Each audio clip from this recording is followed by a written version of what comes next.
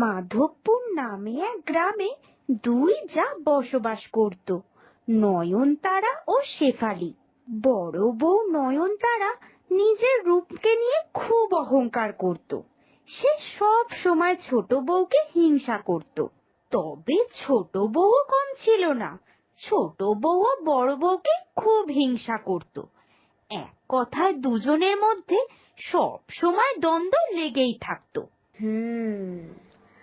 আজকে ছোট এত সকালবেলা উঠে রান্না করছে কেন? নিশ্চয়ই কিছু ব্যাপার আছে। যাই, একবার গিয়ে জিজ্ঞাসা করি যে এত সকাল সকাল কিসের জন্য রান্না করছে। কি রে ছোট, বেলা 11টার আগে তো আমাদের বাড়িতে কোনোদিন রান্না চাপে না, তা আজ হঠাৎ সকাল 8টাতেই কেন রান্না চেপে গেল রে? ও মা, তুমি জানো না বুঝি? অবশ্য তুমি জানবেই বা কি করে, যার দিন বেলা 10টার আগে শুরুই হয় না, সংসারের এসব কথা সে জানবে কি করে শুনি? ও, আমি একা বেলা 10টা অবধি ঘুমোই, আর রাত্রিরের যেসব রান্না বান্না আমি করে অনেক রাত করে শুতে যাই। কোথায় সেই কথা তো একবারও বলিস না। তুই তো পটের বিবি হয়ে রাত্রি 9টার মধ্যে ঘুমাতে চলে যাস। আমাকে রাত্রিরে রান্না বান্না করে সবাইকে খেতে দিয়ে বাসন কোসন মেজে তারপরে শুতে যেতে হয়। যেই একটু সুযোগ পেয়েছে অমনি পায়ের উপর পা তুলে ঝগড়া করতে শুরু করে দিয়েছে। এই শোনো, আমার না তোমার সঙ্গে এত বকবক করার সময় নেই। গ্রাম থেকে আজকে জ্যাঠামশাই আসবেন, তাই ওনার জন্য একটু বেশি রান্না বান্না করতে হবে। তাই তো আমি সকাল সকালই রান্না চাপিয়ে দিয়েছি। কি, জ্যাঠামশাই আসবেন?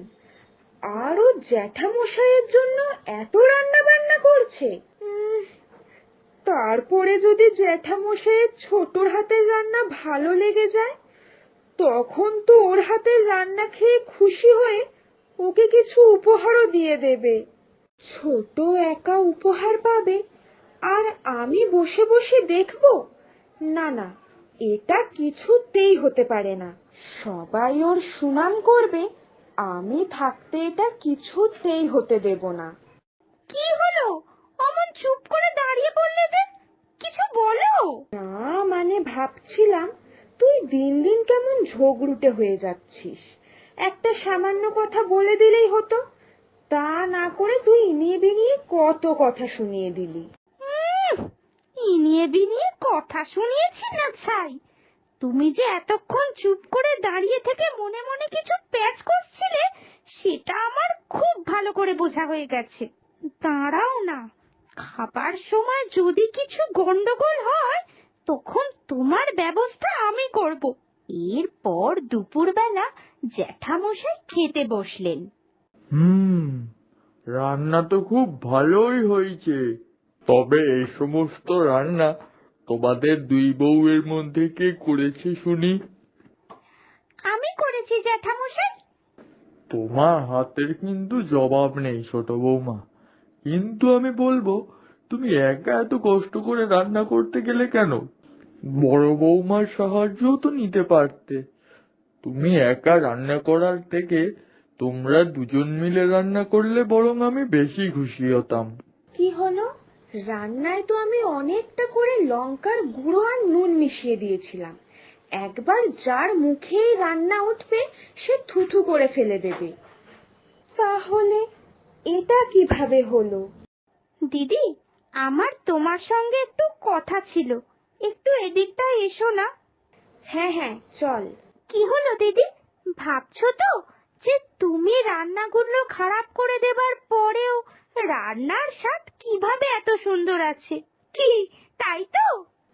না, মানে ওই। থাক থাক, আর আমতা আমতা করতে হবে না, আমি তোমাকে সব বুঝিয়ে বলছি। আসলে তুমি রান্নাঘরে যখন চুপ করে দাঁড়িয়েছিলে, তখনই আমি তোমার মুখ দেখে ধরতে পেরে গিয়েছিলাম যে মনে মনে নিশ্চয়ই তুমি কোনো প্যাচ করছো। এই জন্য তখনই আমি কিছুটা রান্না আলাদা করে তুলে রেখে দিয়েছিলাম, আর তার কথা তুমি জানতেও পারোনি। কি গো দিদি, কেমন দিলাম তোমাকে? এইবারেরটায় তুই জিতে গেলি। এবার দেখ পরবর্তীটাতে তোকে ঠিক আমি কিভাবে হারাই। এরপর একদিন সন্ধেবেলা এই তো, এই ফেস প্যাকটাই তো ছোট মুখে লাগাবে।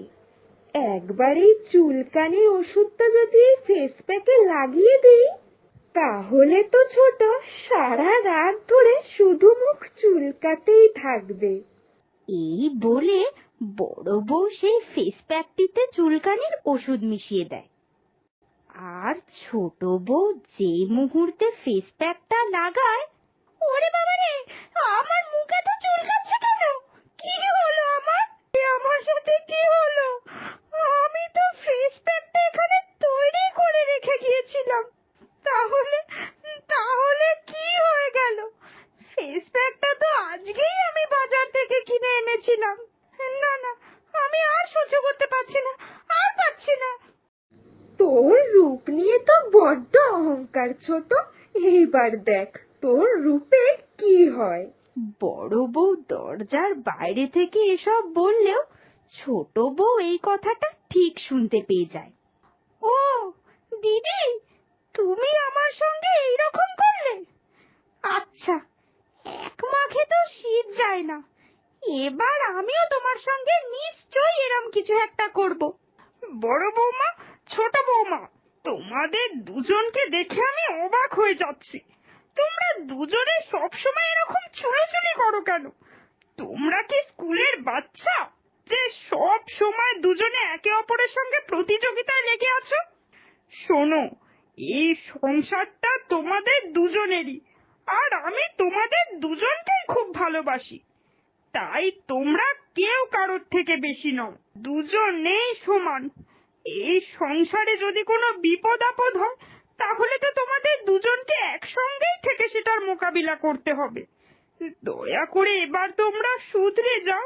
শাশুড়ি মায়ের এই কথা শুনে বড় বউ ছোট বউ নিজের ভুল বুঝতে পারে, কারণ এত কিছু হয়ে গেছে, কিন্তু তার শাশুড়ি মা এই প্রথম তাদের এইভাবে বকাবকি করলেন।